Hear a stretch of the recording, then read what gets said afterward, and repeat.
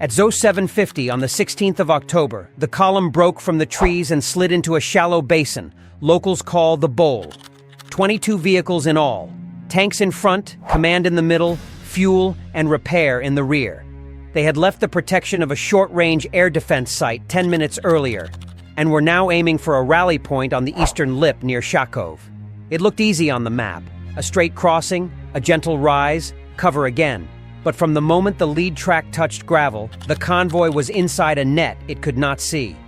From a ridgeline 9 kilometers to the southwest, a Furia reconnaissance drone had been shadowing them for 15 minutes at an altitude of 120 meters. It was not only filming, it was classifying. Thermal processors tagged vehicles by behavior. The command platforms glowed with a steady heat signature from their radios.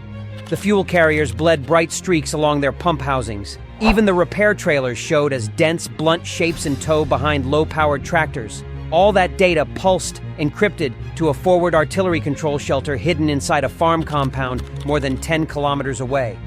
On those screens, the convoy was not a rumor. It was a checklist with timers. The formation was split into 3 packets. The lead group carried 6 vehicles, 2 T-72B3 tanks, 3 BMP-2 infantry fighting vehicles, and a single BRDM-2 reconnaissance car. The center was the brain and the belly, 2 BRM-1K command vehicles with mast antennas, 2 Ural 43020 trucks loaded with 122mm shells, 3 MTLBs towing field repair trailers, and 1 auxiliary fuel truck. The rear group was 8 more, 3 BMP-3s, 2 T-90A tanks, and 3 KAMAZ fuel trucks loaded with roughly 21,000 liters of diesel.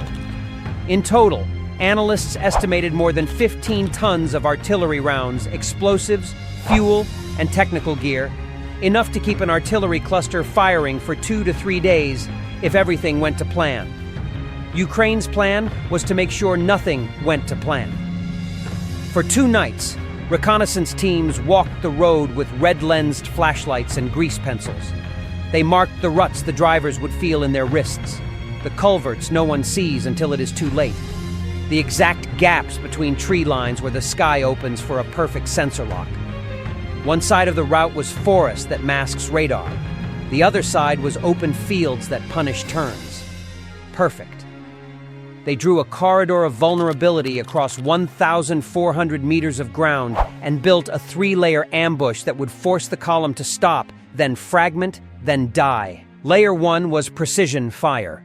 Battery M270 held coordinates for M30A1 rockets, airburst warheads that turn a lane of road into a storm of high-velocity fragments. Layer 2 was engineered obstacles, PTKM-1R top attack mines seeded with intent, and TM-62 blast mines placed not to destroy everything at once, but to force bad choices. Layer 3 was first-person view kamikaze drones staged in 2 abandoned houses on the northern rim of the corridor. Each drone carried a shaped charge warhead in the 2 1/2 to 3 0.10 kilograms range. Each was pre-programmed with orthophoto tiles from the Furia so pilots could skim hedges, dodge known jamming nodes, and fly straight to weak points. Timing would knit those layers together. Fire too early and the command vehicles were still under trees.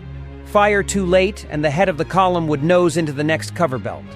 But if the salvo arrived the moment the center packet rolled into the clearing, the column must stop. Once it stops, gaps open. When gaps open, command and fuel get isolated. Isolated targets are easy targets.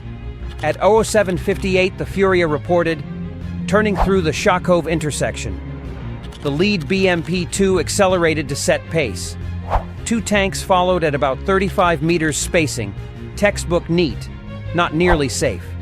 The first BRM-1K drifted into the sweet window between 2 stands of pine. In the control shelter, the brigade fire director watched a targeting bar lock solid and tapped 2 short lines into the encrypted chat. Go Alpha. Battery M270, target GR6229, fire 1. The rockets were already past the horizon by the time the message reached every seat. They rose behind Novopil and came down like a drawn curtain. 23 seconds later, the air above the lead elements cracked. Airburst. The fragments swept downward. A BMP-2 took the first storm. Its turret ring seized. Smoke vented from the ammunition compartment, and the crew bailed out through hatches. A BMP-3 caught shrapnel across its left track, lurched off balance and slumped into a furrow. One T-72B3 ate a glancing shower that flipped a track shoe. The driver veered into the field edge and stopped with the nose yawed. The second T-72B3, blinded by dust, slewed to a halt as the commander cursed into a radio that suddenly sounded like sand. 40 seconds. That was all it took for discipline to bend. Rear vehicles began to nose into the fields, some to the left, some to the right, all of them improvising. And improvisation is exactly where a plan like this becomes a knife. A PTKM-1R detonated under the belly of a Ural ammunition truck. The rear axle sheared away. Loose 122mm rounds spilled and clanged into a ditch. A beat later, secondary pops climbed into a column of flame. The BRM-1K behind the truck took a hurricane of metal across its mast and roof. Its driver tried to angle into low ground and jammed the front gear in soft soil. The second Ural, suddenly blind with dust, yanked left into the field and bogged down within 30 meters. The third layer arrived with the sound of angry bees. At 0803, 3 kamikaze drones launched in a fan pattern from 2 kilometers north. The first skimmed hedges, came in from the southeast, and punched into the BRM-1K's radio compartment. The shaped charge snapped, and the command node vanished into fire. The second flew bolder, lined up square, and buried itself in the rear Kamaz fuel truck. There was a hard thud, then a breath of flame that unrolled into a black sheet along the wind. The third swooped at a BMP-2, rotating its gun. The pilot tucked the nose and drove into the drive cluster where the powertrain meets the hull. The vehicle froze. The gun could still turn, but the fighting part of it was over. You would expect help then, but the electronic picture stayed empty. Ukrainian monitors called it out on the net. No hostile drones detected, fire control radar silent, electronic warfare emitters not active. The escort had trusted speed. Speed was gone. Now the lanes that looked like exits became traps. A BMP-3 rolled onto a side lane and hit a TM-62. The hull jumped. The turret skidded 3 or 4 meters and lay at a crooked angle. A T-90A tried to use the exact same traces and found a second mine. Its nose slammed down. Black smoke spurted from beneath the front plate. 3 more vehicles were out of the fight in the time it takes to blink twice. The rockets returned, not a flood, just a pair laid across the tail to cut whatever order remained. M30A1 airburst again. Fragments cratered the road. A Kamaz sagged onto a torn wheel rim. An MTLB towing a repair trailer tried to belly across a ditch and hung there, tracks spinning. The ditch that might have been safety an hour later was a cage now. From the first glitter in the sky to the last drone strike, 10 minutes passed. 10 minutes in which calm became noise and geometry became wreckage. But there was nothing magical about it. It was a chain. Halt, fragment, blind, burn, finish. At 08:15, the soundscape changed from explosions to the pop of fuel fires and the hiss of heated steel. A second reconnaissance layer slid forward. A Mavic drifted at 40 meters and crabbed sideways down the lane, shooting at an angle. Ground teams in camouflage came up from the north berm with helmet cameras and small quadcopters. They did not need to search. They counted. 9 armored fighting vehicles destroyed beyond repair. 4 additional armored fighting vehicles immobilized. 4 logistics vehicles abandoned with doors open and footprints leading into the brush.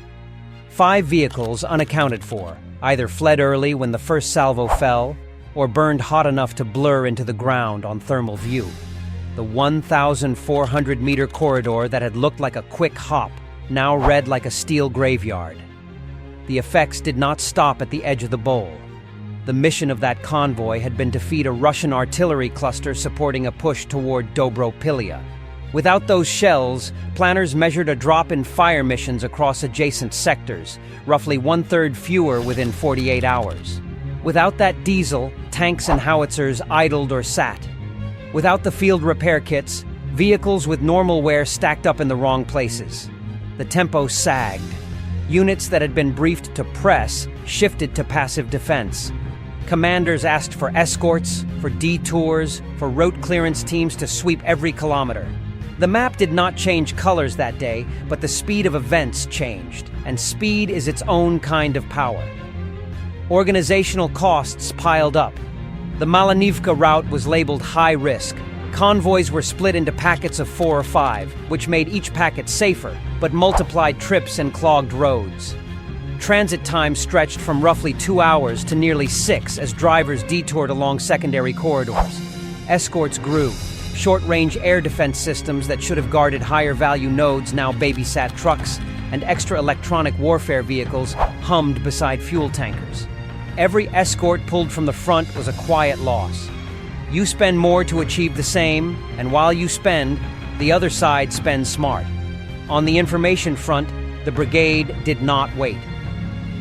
That afternoon, they cut a 2-minute video from the Furia and the Mavic. Simple, cold frames. A T-72 abandoned mid-lane with its turret canted like a broken neck. A BMP charred to a black seam with a track thrown far from the hull. The BRM-1K's burned skeleton where the convoy's brain had been. No heavy narration.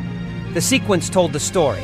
Reconnaissance, precision fires, engineered obstacles, drones, confirmation. A layered kill chain you could follow minute by minute. The human effects were sharper than the numbers. A convoy arranged the way manuals teach. Tanks forward, command protected, fuel and repairs in back, feel safe. But when air bursts arrive without warning, when radios die because the mast that carried the net is a curl of wire, when fuel trucks erupt and turn data black, confidence collapses. Soldiers stop thinking about speed and start thinking about exits. They abandon vehicles and walk. That is not only a tactical failure, it is a fracture in a unit's rhythm, and rhythm is what keeps a campaign moving. Was there luck? No, there was patience. The first link was walking a road by night to learn its texture. The second was a drone that watched behavior, not only shapes. The third was a fire mission held until stopping would be inevitable. The fourth was mines placed to split a mine before they split a hull. The fifth was drones finishing what still mattered after shock. Break any one of those links, and the result is untidy. Keep them together, and 10 minutes is enough to remove 22 vehicles from a map and bend an operations timeline.